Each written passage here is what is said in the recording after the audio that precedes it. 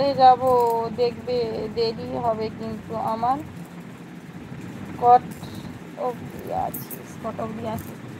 আমিও চলে যাবো, আর কিছুক্ষণ থাকবো, বেশিক্ষণ না, ওই 10-5 মিনিট পর্যন্ত থাকবো।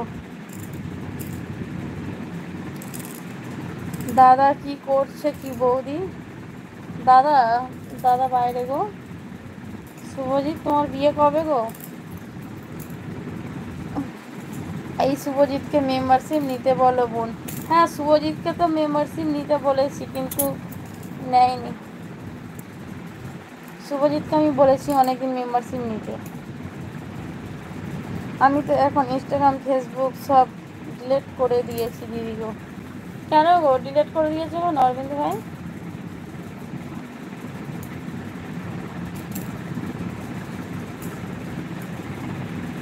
অরবিন্দ ভাই ডিলিট করে দিয়েছো কেন?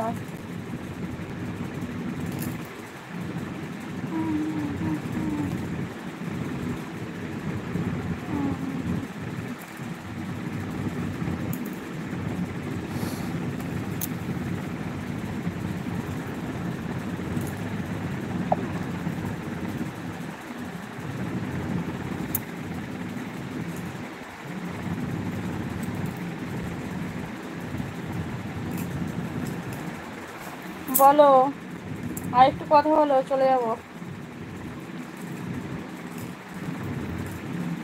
রাধাকৃষ্ণের লকেটের কথা মনে আছে তো? আমি এক্ষুনি এই হারটা নিয়ে এক্ষুনি মনে করছিলাম যে ষষ্ঠীর সময় যাব মায়েদের ওখানে, ওখানে গিয়ে করে নেবো। এই মাত্র এক্ষুনি মনে করছিলাম, আমি জানি হারটা এইভাবে করেছি মানে দাদাভাই এক্ষুনি কমেন্ট করবে,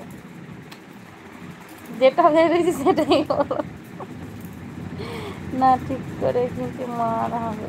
হ্যাঁ, বলছি না আমি সবে হাতটাকে এমন নিয়ে এরকম করছিলাম, তখনই মানে কি মনে পড়ে গেল যে এক্ষুনি দাদা ভাই কমেন্ট করবে লকেটটার কথা। ঠিক করে নেবো। দিদি তুমি জানো, তুমি ফার্স্ট লাইভ করেছিলাম রাতের বেলা, কি দিয়ে করেছিলাম ফার্স্ট লাইভ? হ্যাঁ, রাতের বেলা লাইভ করেছিলাম, প্রায় এই তো পুরো 1 বছরই হলো। আমাদের বিট্টুর জন্মদিনে 2 দিন আগে মনে হয় রাতের বেলা লাইভ করেছিলাম।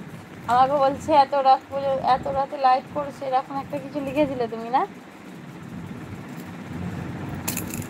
আমি তো বলছি আমার লাইফে ফার্স্ট মানে কি ফার্স্ট কমেন্ট এই অরবিন্দ ভাই করেছে, আর ভিডিওতেও। আমার চ্যানেল খোলা থেকেই অরবিন্দ ভাই আছে প্রথম থেকে। কখনো ভেবেছিলে কোনো দিন এইরকম একটা দাদাভাই করে? না।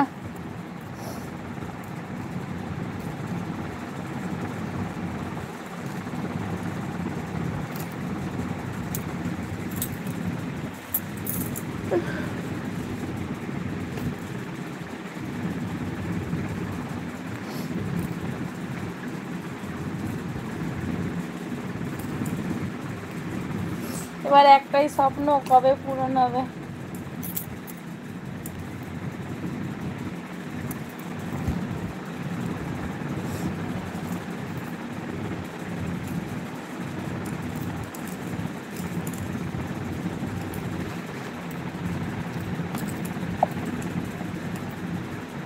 আমি জানি সব। হ্যাঁ, জানবে তো।